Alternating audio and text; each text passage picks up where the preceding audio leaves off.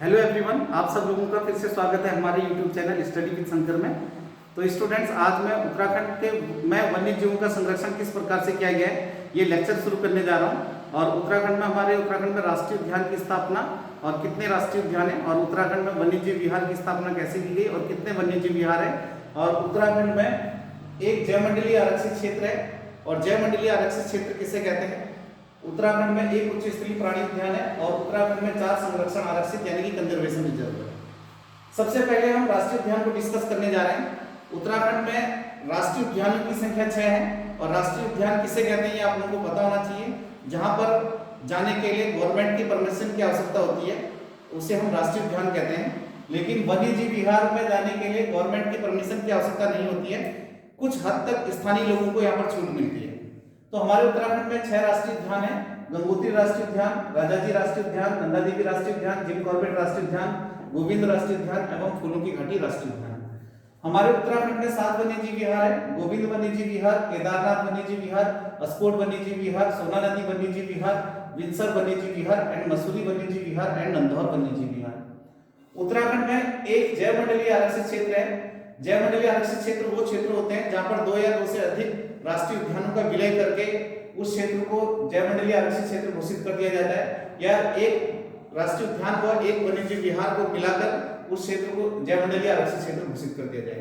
तो उत्तराखंड में एक जैवमंडलीय आरक्षित क्षेत्र है जिसे हम नंदा देवी जैवमंडलीय आरक्षित क्षेत्र कहते हैं, जो कि चमोली जनपद में लोकेटेड है।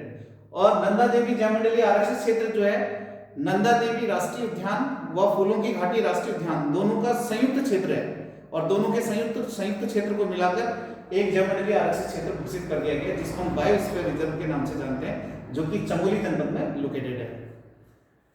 हमारे उत्तराखंड में एक उच्च स्तरीय प्राणी उद्यान है जिसका नाम है गोविंद वल्लभ पंत उच्च स्तरीय प्राणी उद्यान, जो कि नैनीताल जनपद में लोकेटेड है।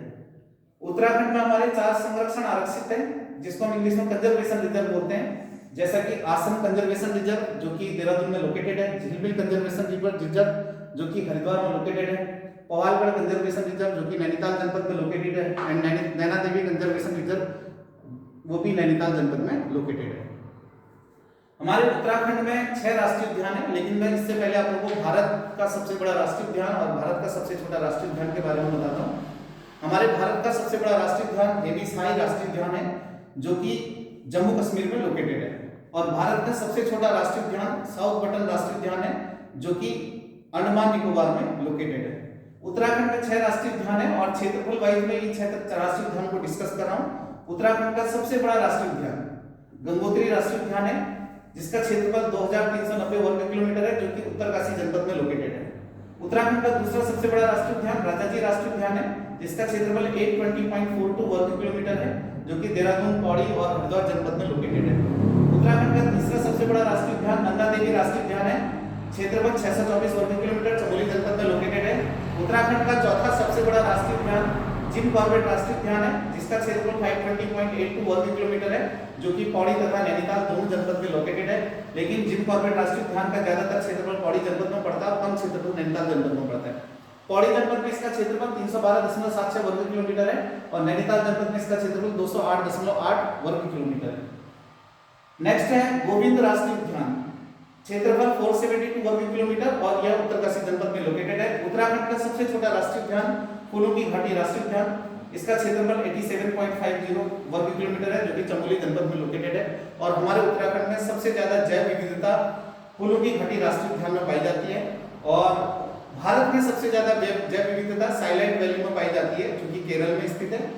और जैव विविधता की बात करें तो जैव विविधता दिवस प्रत्येक 22 मई को मनाया जाता है।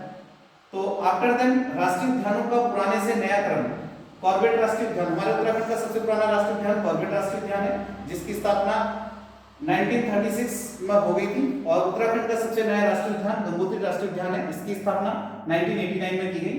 और ये पुराने से नए राष्ट्रीय उद्यानों का क्रम है। कॉर्बेट राष्ट्रीय उद्यान, गोविंद राष्ट्रीय उद्यान की स्थापना 1980, नंदा देवी राष्ट्रीय उद्यान की स्थापना 1982। लास्ट टाइम पटवारी में क्वेश्चन पूछा गया कि नंदा देवी राष्ट्रीय उद्यान की स्थापना कब हुई थी, आंसर होगा 1982। और हमारे उत्तराखंड के 2 राष्ट्रीय उद्यान ऐसे हैं जिनकी स्थापना 1982 में की गई, नंदा देवी राष्ट्रीय उद्यान और फूलों की घाटी राष्ट्रीय उद्यान। नेक्स्ट राजाजी राष्ट्रीय उद्यान की स्थापना 1983 एंड गंगोत्री राष्ट्रीय उद्यान की स्थापना 1989। पश्चिम से पूर्व की ओर राष्ट्रीय उद्यानों का सही क्रम। हमारे उत्तराखंड का सबसे पश्चिमी राष्ट्रीय उद्यान राजाजी राष्ट्रीय उद्यान है। उत्तराखंड का सबसे पूर्वी राष्ट्रीय उद्यान नंदा देवी राष्ट्रीय उद्यान है। And after then Govind, Gangotri, Corbett, फूलों की घाटी एंड नंदा देवी। तो ये हमारे उत्तराखंड के 6 राष्ट्रीय उद्यान है। तो स्टूडेंट्स नेक्स्ट लेक्चर में मैं आप लोगों को जिम कॉर्बेट राष्ट्रीय उद्यान के बारे में बताऊंगा, राजाजी राष्ट्रीय उद्यान के बारे में बताऊंगा और फूलों की घाटी राष्ट्रीय उद्यान के बारे में बताऊंगा। तो रखते हैं आज के लिए इतना ही। Thank you so much. मेरे चैनल को लाइक, शेयर एंड सब्सक्राइब जरूर करें।